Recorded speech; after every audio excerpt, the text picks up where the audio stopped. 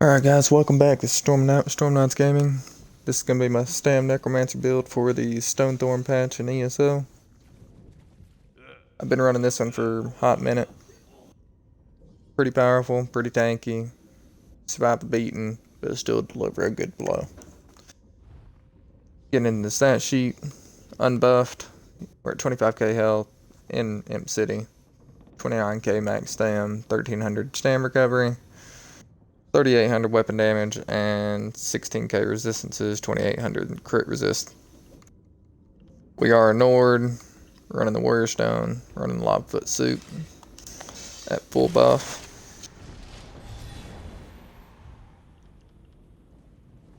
Sitting at 1700 stam recovery, 4400 weapon damage. Then after our pot, I forget you can't proc it here.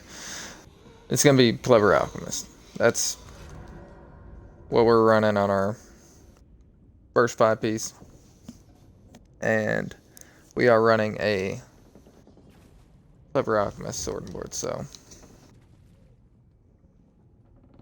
with that being said, this is a pretty strong set. You know, whenever you can anticipate the damage coming in. If you do not like Clever Alchemist, you can go with 7th Legion.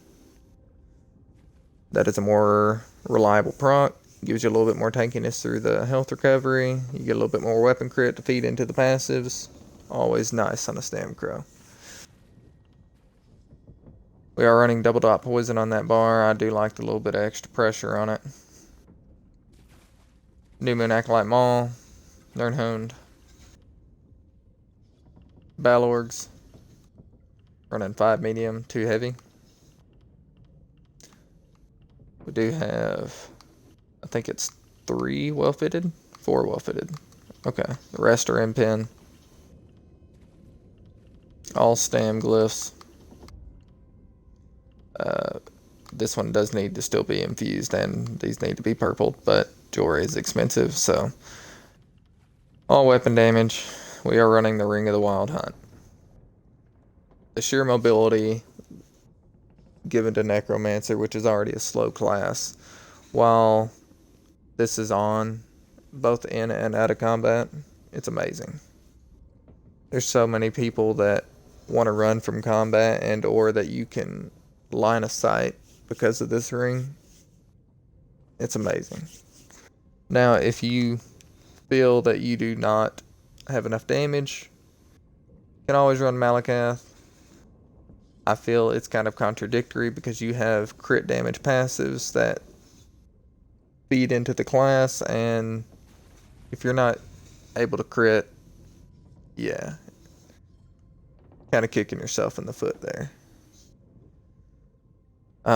If you do feel like your sustain is pretty bad, this build is kind of flexible on the Mythic that you want to run. You can run Tonal, of course, but I personally prefer the Wild Hunt. Try it if you want to. It's like driving a fucking Ferrari, man. Going into our front bar, we are running Dawnbreaker of Smiting. If you're running in a group, you can run Colossus. Solo, run Dawnbreaker.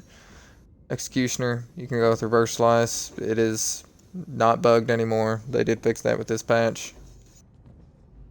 D-Swing, Camouflage Hunter, Light of Blastbone, Rally.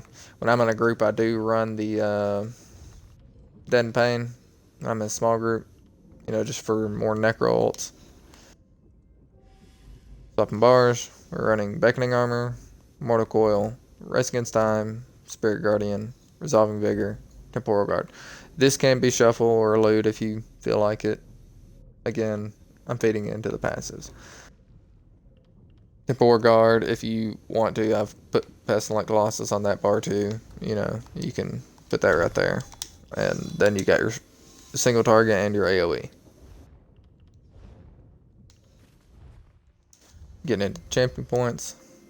Starting at Tower Tree, we have 56 in Warlord, 1 in Siphoner, 64 Mooncalf, 27 Tenacity, 35 Befoul.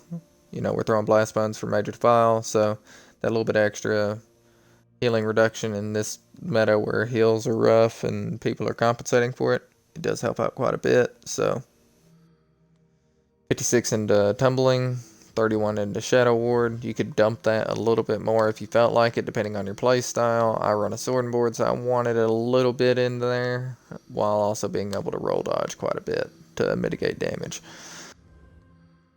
Nothing into there. 19 Physical Weapon Expert, 81 Master at Arms, 56 Precise Strikes, 58 Piercing, and 56 Mighty. We are shooting for the Last Stand passive, Exploiter, everything in this tree.